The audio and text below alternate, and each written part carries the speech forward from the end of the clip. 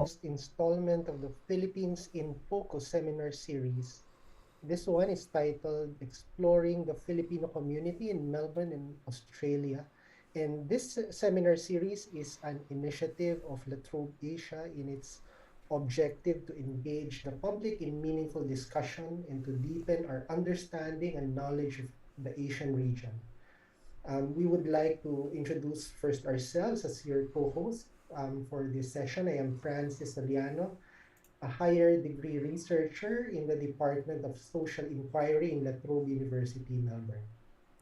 And I am Ray Fortas, a La Trobe University alumni, now working at the university, and one of my roles is serving as a liaison officer and copywriter for the team developing the Philippines Australia Forum at La Trobe. Before we begin this event, we would like to acknowledge the elders of the Wurundjeri people who are the traditional custodians of the land upon which La Trobe University sits. I would also like to pay respect to all the people, both past and present, and extend that respect to other Aboriginal Australians who are watching this session. And tonight also marks the official launch of the Philippines Australia Forum at La Trobe University. And this forum is supported by the Deed of Gift provided by the Philippine government and the Philippine Consulate General in Melbourne to advance Philippine studies at La Trobe and increase awareness of Philippine culture to the Australian community. So now let's explore the Filipino community in Melbourne and Australia tonight with our special guests. We are delighted to introduce our panel. The first is May Red Zafra, who is an English and Filipino language teacher. She is a proud member of La Trobe University community as an alumna with a degree in Master of TESOL. May is an active community volunteer and she has recently been inducted to the Victorian Multicultural Honor Roll 2022. It is nice to have you in this session, May. Thank you for having me. Good evening, everyone. And our second guest is Rain Cabral Leisico, and I hope I'm pronouncing your last name correctly, who is a Philippine Times columnist and also works as a campaign manager. She completed her Bachelor of International Business at RMIT in Melbourne and finished her degree of International Studies at Miriam College in the Philippines. Rain has spent close to 2 decades serving the Filipino Australian community and is a lovely mother to her 5-year-old and 7-month-old baby. And Rain is a firm believer in having an attitude of gratitude in any situation of life. So, welcome this evening, Rain. Thank you so much for having me, Ray and Francis, and obviously the Latrobe student community. So, good evening. We also have with us Melvin Mata, who is a mechanical engineer by profession. He was elected as a Sangguniang Kabataang chairman in Bicol, and that started his involvement in youth and sports leadership. He is also a FIBA referee, an Australian Open umpire, a media broadcast journalist, and one of the directors of Gawad Kalinga Australia, among others. He was also inducted to the Victorian Multicultural Honor Roll in 2022 and recognized by the Governor of Victoria for his sports and event volunteerism. Welcome to the program, Melvin. Thank you for having me, guys. Hope you have enjoyed conversation. Hope you enjoy conversation later on. So, thank you for having us. La Trobe University Australia. Thank you very much. So we will start by engaging the guests in a conversation about their experiences as part of the Filipino community in Australia. And after that, there will be an open forum for the audience to ask their questions and, in fact, also even share their experiences. Mm-hmm. And now, to start our conversation with our guests, I would like to pose an opening question to all of our panelists, May, Rain, and Melvin. Given your involvement with in the Filipino community and seeing the Filipino community grow. What are some of the similarities and differences between Australian and Filipino culture that you've come to experience, especially when it comes to providing support to the community or nurturing interpersonal relationships? Okay, so I thought about this question a lot, to be honest. Mm, And I have decided on discussing three things about this. So I guess the similarities, first one would be diversity, cultural and linguistic diversity, because we all know that Australia is a very multicultural community. And despite the Philippines being a country on its own, we all know that we are also very culturally and linguistically diverse. So I can see that, similarity and that celebration of multiculturalism. And I see that as a really, really good way to mm, engage in our community. Another thing on the lighter side of things is the food culture. mm, If you are new to Melbourne, you'll be surprised. Oh my God, Melbourne is a melting pot of all different cuisines and dishes from all around the world. And despite the fact that, again, Philippines is just one country, we know that we have diverse, and we are people of very strong food culture. mm, And another thing that I see and I can relate to is the solidarity and unity, especially in times of calamities, in times of troubles and hardships. And we've seen that a lot in the past, during the bushfire, during pandemic, and until now, where some of our friends and families are experiencing flooding in different areas of Victoria. So those are some of the similarities that I can point out. With respect to differences, I really look into how our Australian community take care of our environment mm, and our nature. And I hope that we can replicate this kind of values to our country as well, because we have beautiful natural resources as well that we should take care of. Another thing that's probably something that we can replicate is what Australians say, a fair go. There's still a big disparity between the rich and the poor in our country. But in Australia, they are very proud to say that, look, you have a fair go. You work hard, you have that equal opportunity as everyone else. And on the lighter side again, I guess the love for sports. If you are new to Melbourne, you see like the enthusiasm of people about sports, and people go out, they enjoy sports, different kinds of events, as a community, and it brings us together as a community. In the Philippines, we love sports too, but only basketball at this stage. So hopefully, we can also celebrate different kinds of sports back home. So those are the things that I would say similarities and differences.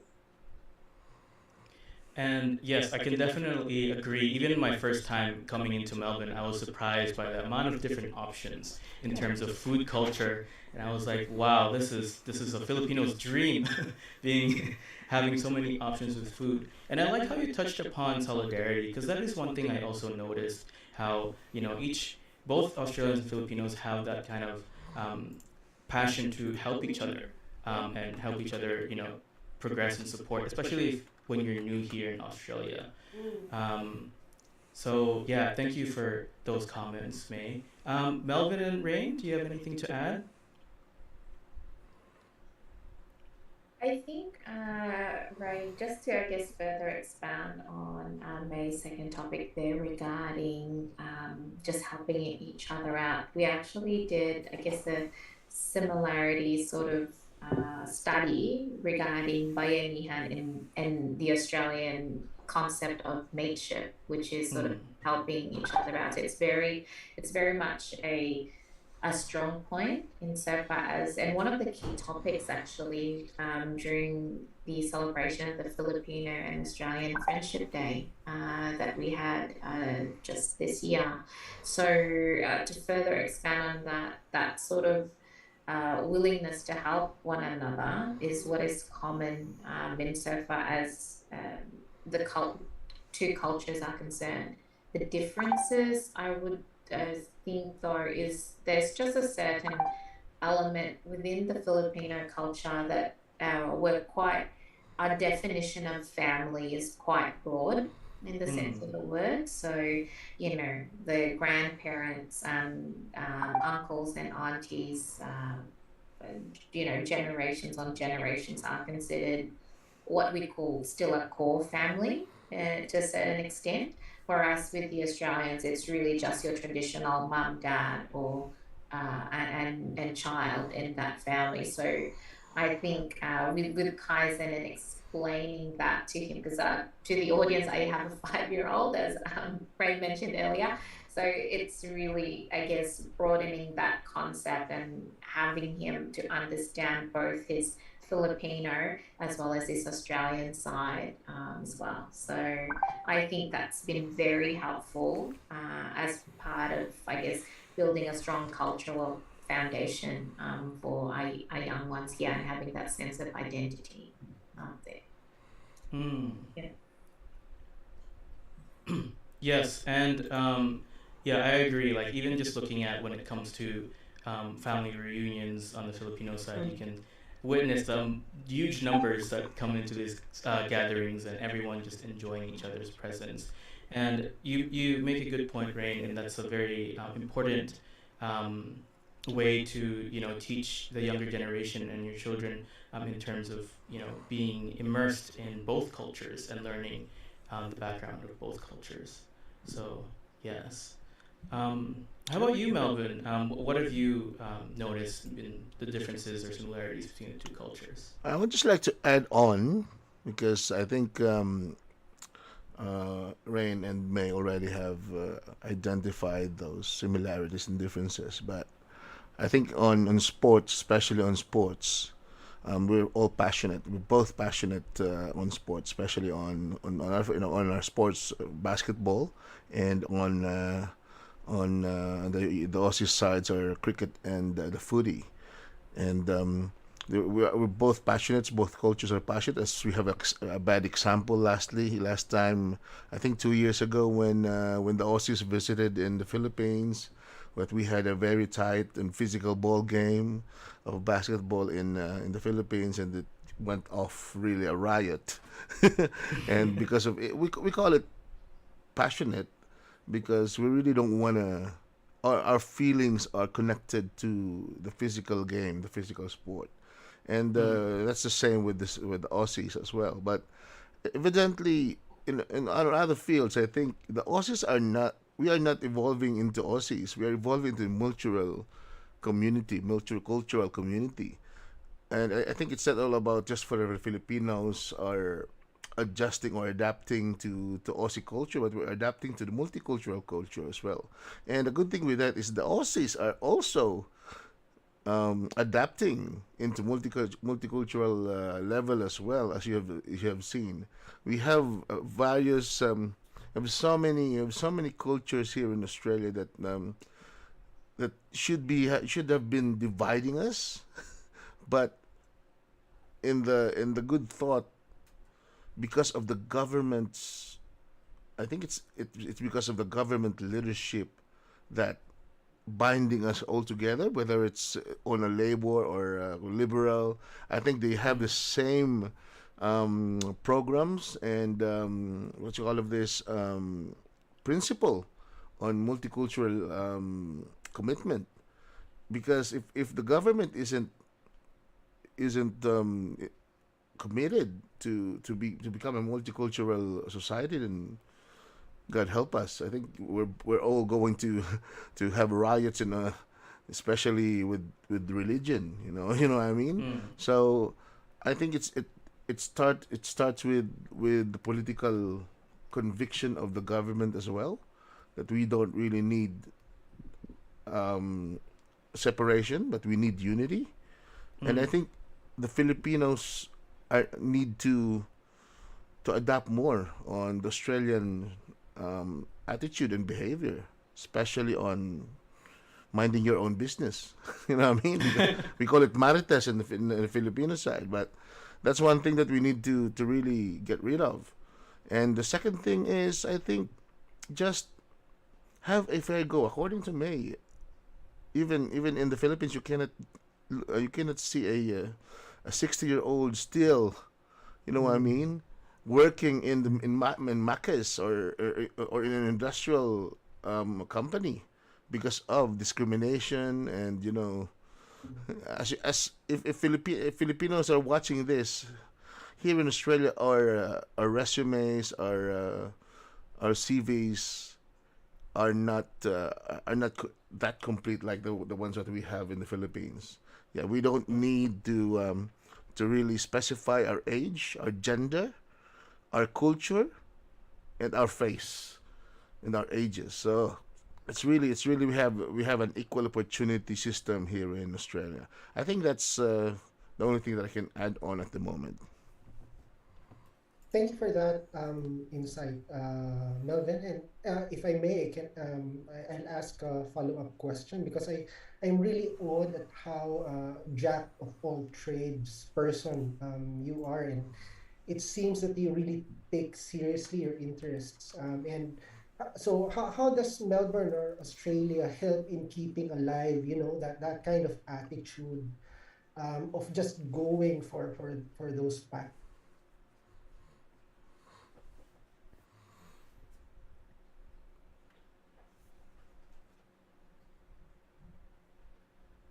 Yes, Melvin, yeah. Yeah, I thought it's for me. Yeah. So, I think it's uh, being a multitask person. I think it depends on who and how the person has been trained or has been into adversities, because the more that the person is exposed in adversities, the more stronger that you are. You know what I mean? You cannot baby a person, and then when it comes to sufferings, you could just going to baby him at all. You cannot get any. You can't get any. You can't get any result from there. I think it depends on the person and the personality. And as I've said, we are all migrants here. We have unique we have unique cases coming here. Each and every family, each and every person has unique story to tell. You know what I mean? We don't have May's story is different from Rain and from anyone any other else. There's some Filipinos that are well off that can come to Melbourne, come to Australia, whatever or however they wanted it. But there are Filipinos as well. Majority of us, 90%, 95% are poor people that you know saved money from the Philippines, sold their property, sold their carabao, sold their crops, their poultries, just for the kids to come down to Australia to just start up as a student.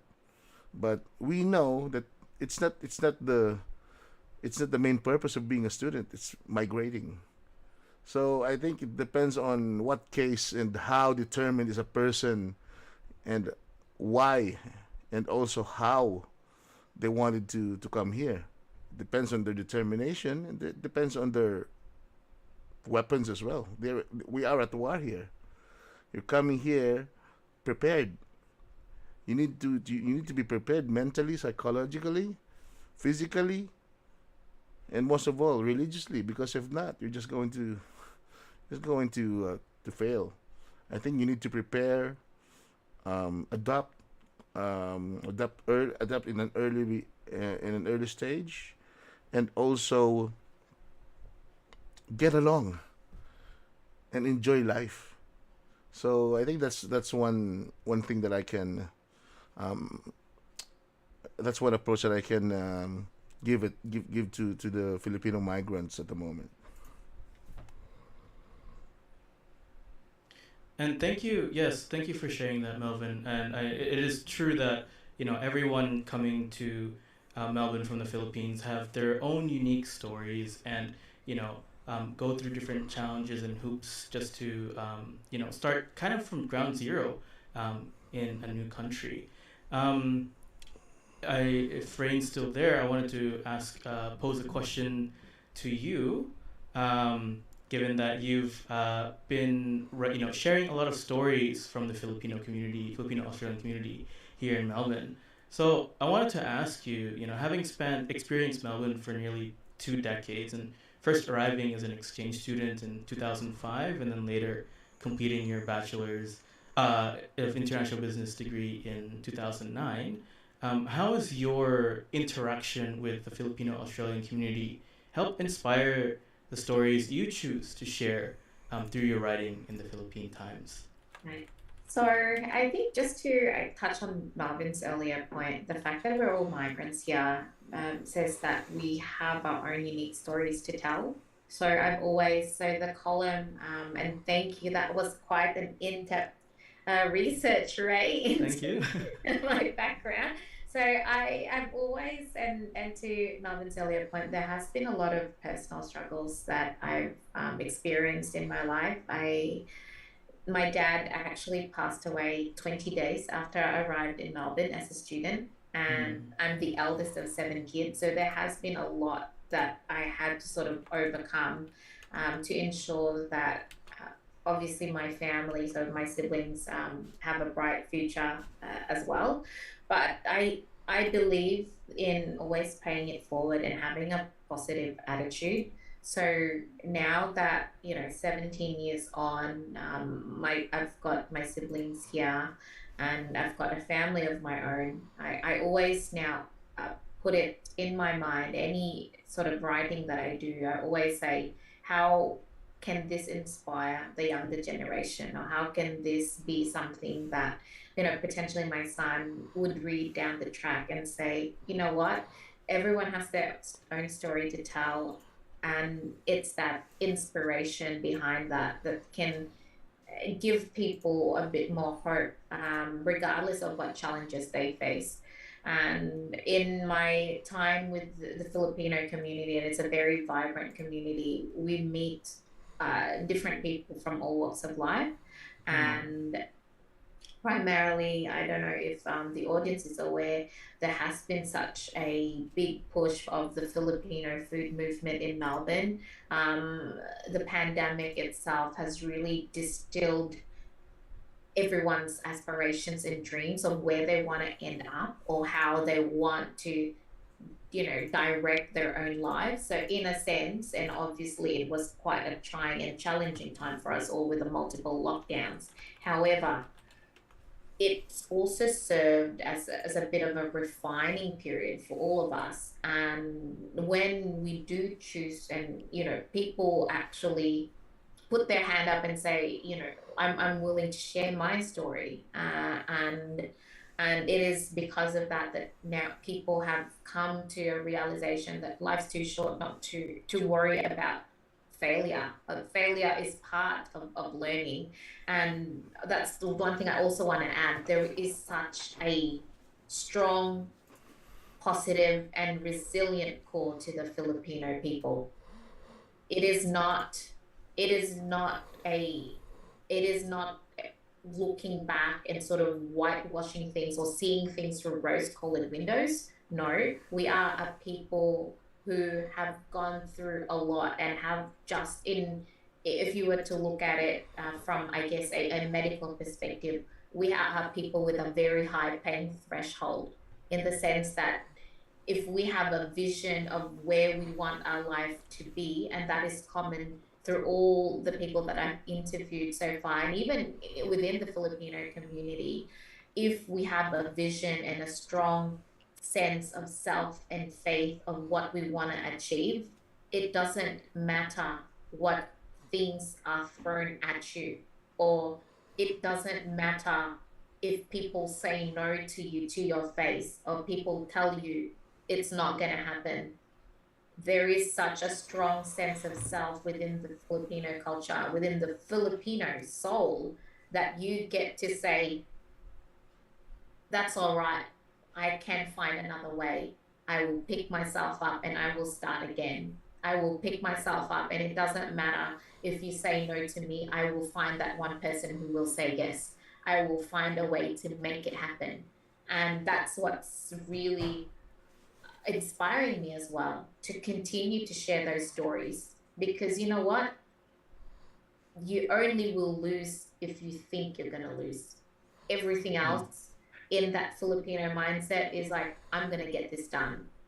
It's all about picking myself up and making sure, what do I need to do to make this happen? All right, yes, I'm tired. Yes, I haven't, I'm working 12 hours, but you know what? I have the dream and I will hold on to that dream, and I will do everything in my power to make that work for me. And that's what's really inspiring with, all the micro business owners that Melbourne features, that May feature. It's that sense of, they work, their 9 to 5 jobs, and then they, get those small orders in, and then from like 5 to midnight they work on those orders, be it like small businesses that cater to Filipino foods, be it making masks throughout the pandemic, opening up the small restaurants, sweets, desserts, you name it. So we are now, as part of the Melbourne food culture, there's also sort of that underground, not so underground, Filipino Australian culture fusion. The number one, and this is for the audience, the restaurant of the year awarded by Time Out magazine is Sarai. He's a Filipino chef. We featured him 2 months ago with the Philippine Times, and that sort of, that strong thread that I could see, entrepreneurs, corporates, volunteers, everyone. That is, you have to have that grit and determination to reach for your dreams. And so that's what's exciting for me, as well as a writer, to feature those stories, to share those stories, and in the hope that utilizing Yeah, this baby. this commonalities to make our culture a bit more prevalent, and also link up with other cultures and say, you know what, let's make this happen, let's collaborate, let's communicate, let's be part of this huge melting pot that is Melbourne, Victoria. And it's a very great thing to see, for sure. Yeah, thank you for that very reassuring message, Rain. And so I want to continue with a specific endeavor. And I give this question to May, and probably can talk more about Tagalog learning, specifically how your passion for teaching Filipino or Tagalog to Filipino Australians, how did it begin? And probably to um, talk about what hurdles, briefly, your hurdles that you had to face Yeah. in setting up the center. Well, I guess as academics, we're always taught to think of what's the gap, what's missing, what things can I do for the community, how can I make an impact. And so, as I've mentioned, I was a student of La Trobe University. I was doing my master's degree in TESOL, and I have an assessment in social linguistic landscape. And during that time, I studied the social linguistic landscape of the Filipino in the community where I belong, which is Brimbank. And so, based on my research, we are number seven most populous emerging migrant community in the city. And I was shocked to find out that why isn't there a lot of Filipino in our social linguistic landscape? And so I dig deeper, and I realized I went to all the libraries. I only found, 35 books, maximum of 200 different kinds of resources in Filipino, while other cultures have 2,000s, 3,000s. And so, what's the problem? What went wrong? And I realize people are saying, oh, you guys speak English very well. You don't need to have materials in your own language. And I was like, but that doesn't mean we have to forget our language. That is our identity. That is who we are. There is something wrong here. And so I also try to understand, do we have any lote um, opportunities for the kids? And lote, for those who are not in linguistic, is language other than English. that is given to some elementary and high school in our Victorian school system. And so I found out, yes, there are lote, but only for specific locations where there's a big number of Filipino students. So there's something missing here, you know?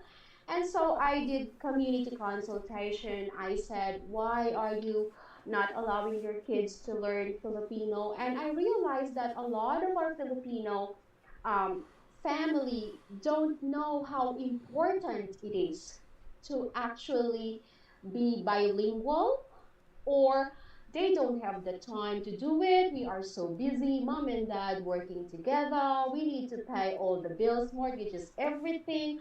It's too expensive to look for a tutor. It's so difficult to look for a Filipino teacher. So there's a lot, complexities, problems, issues. And then I said, okay, so what if I give you free classes? Will you enroll your kids? Of course, Filipino moms being it libre, definitely we will.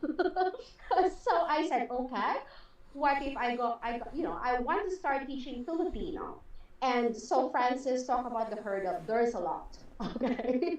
First of all, I need to talk to myself in front of the mirror and say, hey, May, this is a commitment. You need to really decide if you're committed to do this, because it's not something you can just abandon. So first of all, I made sure that okay, I'm committed to do this, but then I can't do it alone. I need to look for people who's going to willing to volunteer, help me do this. I don't have a venue, I don't have funding, you know what I mean? So all these things, but as Rain said earlier, you'll find ways. Okay, so I wrote the council, I wrote the library. Look, this is my project. I need your help. Will you be able to give us some space in the library? You know? And then slowly I did my pilot program. And the pilot program, I had 10 students. After that pilot program, Green Bank Library gave me the opportunity to use the library for my pilot project. And so after the pilot program, I said to the parents, look, this is it. Did you want us to continue or, not? But I need your help to pay for a community hub because I don't have funding. So they're more than happy to give, cold coin donation and things like that. And then eventually we talk to small businesses, to our partners. This is what we want to do. Can you help us? And then so eventually we're able to get donations, that sustain our projects. And then eventually I said, okay, I want to do adult classes. And if you want to enroll, you need to pay this little amount of money so we can sustain the project for the kids. And that's why we become sustainable. So that, to make that long story short, that's how we did it. 2 years on, we have already taught more than 200 kids, and 63 adult learners. So yeah, that's basically the story of Tagalog learning. Yeah. Thank you for that story. That's very inspiring. If I may, I would also want to have information about the organizations that's part of this session. One is Good Vibes Philippine. Probably Melvin can say something about your program, and then later also I'm very pleased to know about Philippine trip, Philippine. Sorry, that's Philippine uh, tribute. Philippine Times. Philippine Philippine Times. Times, yeah. Yeah. So probably sorry, probably Rain can also say a bit about that. Well, Good Vibes Filipinas is founded by myself, Mayred Zafra, and Bibo Santos. Bibo is also a nurse, a teacher as well. They have a family business called Learners Hub, which is a finalist for best business in Melton this year. So it started when I was in 97.4 um, radio stereo in Braybrook. No, no, it's in Brooklyn, and it happens that the station is going to be closing. So upon knowing that, and I was relocating after a year here in Melton. We inquired in Melton 97.9 FM, which is 5 minutes from here at home. And then we just inquired. Bibo and myself went there to inquire for a slot. And we didn't know that we are going to sign in the contract for the Filipino CALD community program. We're so excited. We didn't even know what kind of program that we were into, but being myself and Bibo with the same commitment and devotion, positive people really attracts. You know what I mean. It's so amusing how the universe was made into place that people the same commitment and the same mindset work together. And then when Bibo and myself was about to sign, I think I asked Bibo, we need another one. He said, I thought that as well, Kuya. I think Mered Safra is going to join us as well. We needed to ask her because May was one of our guests before. She was just founded the Tagalog Learning Melbourne in that time, and she was our guest on the previous station. And then when we called May, she just confirmed, yes, join ako dyan. We're into that. And suddenly after 2 weeks of I think 3 weeks of programming in the radio, I think we've got so many views already and so many listeners, Filipino listeners, not just in the Melton but also in the whole Victoria, but not in Victoria, but also since we have the social media, putting it in Facebook, in YouTube, and in Instagram, and Twitter as well. So we had an instant 1,000 viewers for 2 months. So and that was on the time that pandemic was just starting. So after 2 months of programming, we were held by the pandemic. So we continued recording. So the company, the radio company, 97.9 FM, agreed for us to pre-record and then put it through the link so that the technician will play it on our time slot. So we have researched so many technologies, just like this OBS and Zoom, and then we have so many we just don't want to disclose because that was paid by our sponsors. And luckily, so many local businesses supported us. We have 7 sponsors on our first year. In our second year during the pandemic, we have 13 or 14 sponsors already, and that sustained our subscriptions and Zoom and some other technologies as well. And we are all working. We are family people. May has her own job. Bibo has her own job. Myself has my own job as well. And this we're just doing this for a hobby for the community. And it started from doing info sessions about COVID, awareness on family violence. We even invited police officer to come into our info sessions so that the Filipinos, because the Filipinos, especially us, we're afraid of the police. When we saw there's a police car there, okay, we need to disengage. But we didn't know that the police officers are so approachable and so accommodating to the community as well. That's why we invited them. Why do we need? What are the chances that we get into trouble if we have we've been found positive with COVID? You know what I mean? Because it was a scare. The 2 months, 2 years of COVID is changed the whole world. You know what I mean? Before when we just need to yawn or to do some achu, people will say bless you. But before, but on that stage, everyone will, you know, will will will kick you out of the room if you because of COVID. So it changes the world, changes our environment as well, and it changes how the Filipino community approach the social media. Until we have collaborated with so many Filipino organizations, with Gawad Kalinga, with Kafovi, with Puso, with 5B's Humanitarian, with Domayan. We had too many collaborating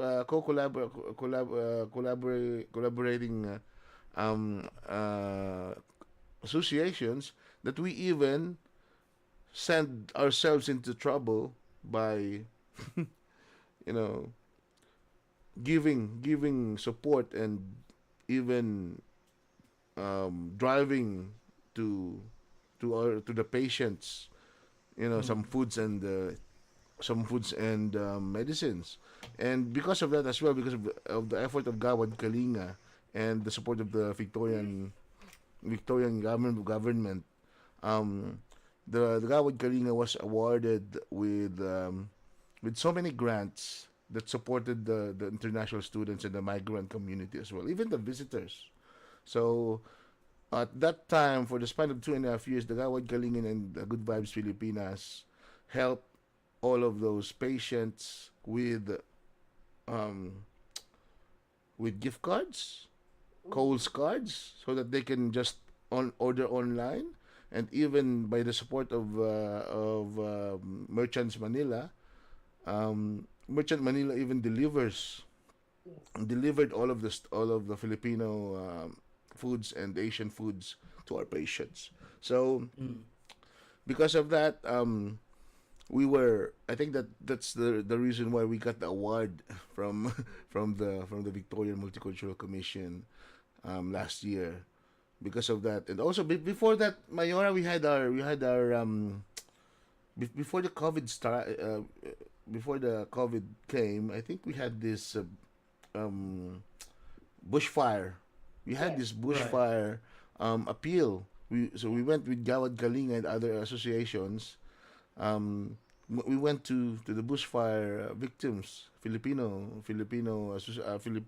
community as well. So we went there together with our newly Really arrived. arrived Deputy Consul General Anthony Mandap. Yes. So we Mm. went there to really get involved, and share all of the blessings that we have to the unfortunate victims there. So I think Yeah. that started Good Vibes Pilipinas. Yeah. Even though it's on more um, tragic times, Mm.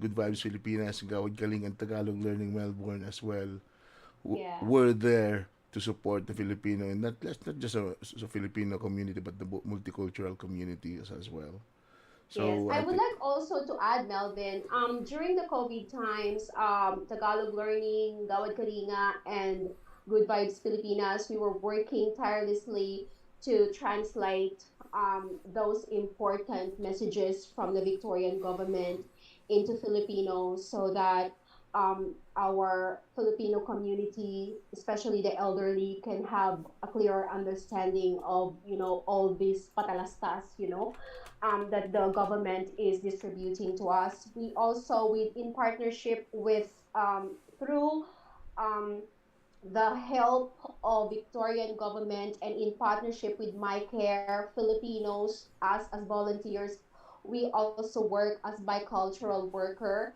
in different hospitals, different vaccination hub Mm. to translate and explain to our elderly, especially our elderly. Um, if they have questions, we translate their questions to the doctors and nurses and medical professionals so that they can have, this campante feeling. They feel secure that all their questions are being heard, all their questions are being addressed. So we were so busy. We were so busy during the pandemic. There were times when a lot of our international students lost their housing. They weren't able to afford it. Good Vibes Filipinas were calling in our titos and titas in Melbourne. Titos, titas, do you have spare room? You'll be able to, can you accommodate some of our international students? We were so busy. We also got training from my care for peer-to-peer mental health. And we're still Um, doing that and until and today, yes, we're still doing Oh that. wow. So till this time. through Good Vibes Filipinas, everyone can call us. Look, I will be there to talk to you as a peer-to-peer counselor. We've got training. We moved it. We put them to other volunteers. There are some people victims of family violence. Mm. We try to help them. We give them support. We translate their statements for the police and those kinds of things in partnership with Consulado of Melbourne. And of course, we give them proper recommendations or proper help on where to ask for help, where to get support. Because the first thing is actually there's a lot of situations wherein our Filipino kababayans would have these different kinds of questions and they're so scared to reach out to available services because of the language barrier. So Right. we do a lot of that. We do help a lot. So, and if there are people still suffering or needing help, we are here for you. We always say that. We always publish the phone numbers, our phone numbers, so you can reach out to us and then we can direct you to the proper services that you need. Yeah. And to add on, until now, we still have the peer-to-peer counseling with together with Gawad Kalinga. I still have three patients at the moment with mental health issues and Mm. domestic violence. I think I have two Filipinas international students at the moment. They're suffering. They are single moms that have been abused by their partners at the moment, and they Mm. needing counseling and um, they need a really big support of the Filipino community and the consulado to go out because they're afraid. I think the partners are threatening them to kick out of the country or to deport Mm. them, but the babies are going to be on the father sides. But until now, we have cases like that, and we're proud to do it. You know, it's just our hobby. It's not our daily job, but we are happy to do this as a hobby, as one of our hobbies actually. So, if I think this is one of the most effective way of serving the Filipino Australian the multicultural community. We're not even um, giving them money, millions, but we assure them that we are here to listen to them and Mm. to devote our time to help them until they surpass this kinds of challenges in their lives. So that's how Good Vibes Filipinas are operating at the moment. Yes. Thank you. I honestly, all the work that you've done, Melvin and May, and the whole team at Good Vibe Filipinas and Gawad Kalinga, is so incredible in terms of providing Filipino migrants here in Australia as a safe space to approach, and not only just to provide support, but also help relay that information and translate Mm. that information, especially during the COVID times. And I really, I was also very encouraged to hear that you guys provided support during the 2019-2020 bushfires. So you're not only supporting the Filipino community, but encouraging those who can help from the Filipino community to also help the Australian community as well. So Also, that's Ray. really great Also, stuff. Ray. I would like to give credit as well to the Pinoys in Melbourne, Yes. Mm. local Pinoys in Melbourne, the Pim West, which is the main. I think Special Edward Diaz is watching as well, one of the admins of Pinoys in Melbourne. Without them, we cannot relay our communications. We cannot even relay our info sessions because of social media and because of COVID as well. So we really appreciate the trust of the Pinoys in Melbourne Facebook page. So kudos to the Pinoys in Melbourne admins. Yes, thank you for shouting out Pinoys in Melbourne because that was also my first exposure to the Filipino Australian community here in Australia is Pinoys in Melbourne Facebook group. And let's not forget also the amazing work that the Philippine Times have been doing in terms of providing a voice. In fact, Premier Daniel Andrews stated that the Philippine Times is a trusted voice of the Filipino community in Melbourne, and Rain actually had an opportunity to um, interview and talk with the premier. And before I continue on, I just wanted to say that as we continue on, we are now moving on to the live audience Q&A session. So for those of you who are watching and want to join in the conversation, please feel free to use the Q&A function on the Zoom and direct your questions to one of our panelists, and we are more than happy to answer them. Um, and so yeah, I just wanted to state that. But yes, overall, um, there's been so much effort, and as Rain mentioned earlier, the resilience of the Filipino Australian community going beyond multiple roles of not your jobs, being a mom or husband to your family, and then having that passion and motivation to contribute and help the community is something that I really found not just through the interactions but also through the stories that I've read on the Philippine Times. Um, so, Rain, if you want to add on to that as well, feel free to do so. Oh, yeah, of course. I think that the spirit of collaboration and bayanihan is definitely present in Victoria with the different and various communities. So, Philippine Times has actually been around since 1990. So, it is the longest serving Australian newspaper. So, it's been around for 32 years now, 32 years next month. But what we actually also do is obviously collaborate, similar to what Melbourne had done in inviting the Philippine consulate, the deputy consul, actually has a column in the Philippine Times as well. And we have a presence across all the states. So, what we do cover, it is a community paper. So, we do cover all the various community events. And there's been a big, really thrust to ensure that stories are heard for everyone, and the support is there. There are ways and means wherein all the government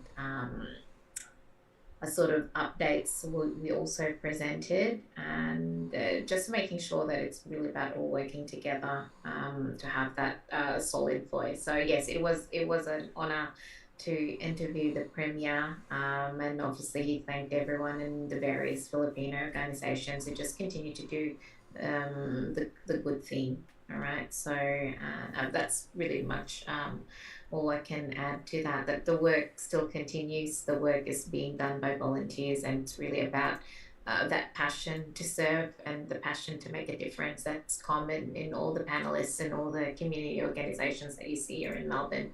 Mm, Continue on. It's not about the politics, however, it's about what can we do together to ensure that we continue to be a success and we continue to be that positive light in people's lives. So I think that's it. indeed, and I think that's fairly evident in all the stories that I've read on the Philippine Times, and just focusing on that, as you mentioned before, like that hope, despite challenging times, each one continues to look forward and continues to persevere, and focus on supporting the community and building the community as well. And I want to and during the pandemic period, I was very thankful for the Philippine Students Council in Victoria, as they were giving like care packages, and I was one of those students to receive those support packages. So I'm very thankful, and I felt the support of the community then. And Francis, before you go, would you like to share your final thoughts on kind of what you've taken in learning about the Filipino Australian community? Yeah, thank you very much for that, Ray. For those who don't know, I've been to Melbourne only for a month, and now I'm staying in La Trobe University. One thing that was pleasantly surprising for me about Melbourne is how multicultural it is. And so it really makes me think about how the Filipino community fits into this kind of landscape, you know. And I'm very happy to meet persons like, well, of course, students here in the club, and now the movers, yeah, of the Filipino community here in Melbourne. So thank you for this. Thank you so much, Francis. And thank you, for everyone, Melvin, Rain, and May, for all the work that you continue to do for the community.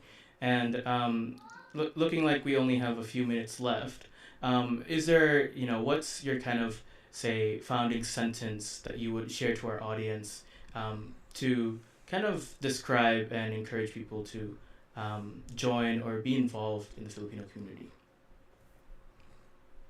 I probably would like to start that. There's a lot more work to be done, as Rain have said earlier. And right now, Melvin and I, Good Vibes Filipinas and Tagalog Learning Incorporated, are cooking something especially for the youth, because we want the youth to be more involved.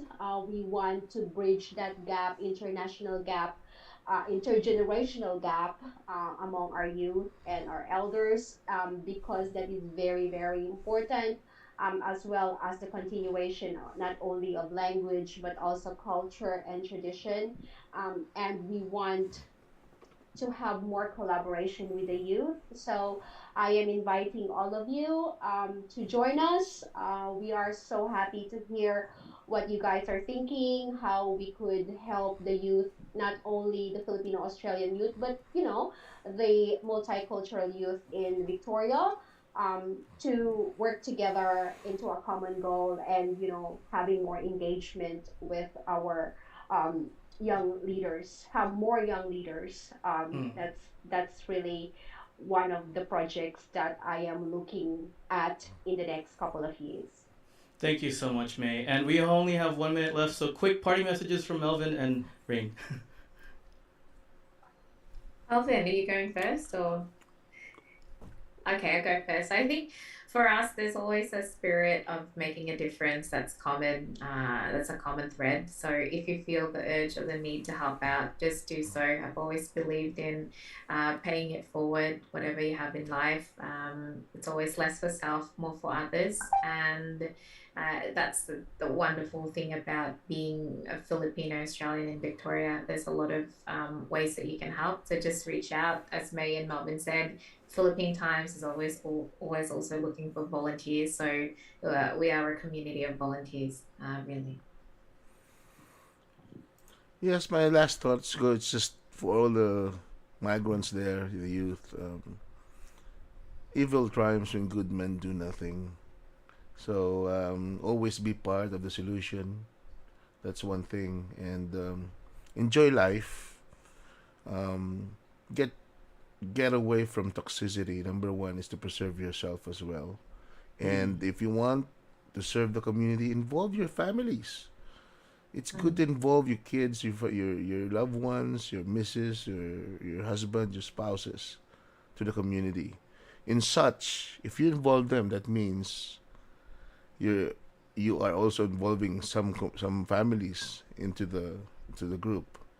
That's why the gap is so high, is so long within intergenerational, because in the first point, those elders did not involve their families in it. But Mm. now, as friends with Philippine Times as well, Good Vibes Filipinas are friends with Philippine Times. We have the Jason Cordy as the editor in chief, our very good friend of Good Vibes Filipinas. So together, okay, don't be scared. Failure is just there, but Mm. persevere always. You need to stand up quicker than you fall.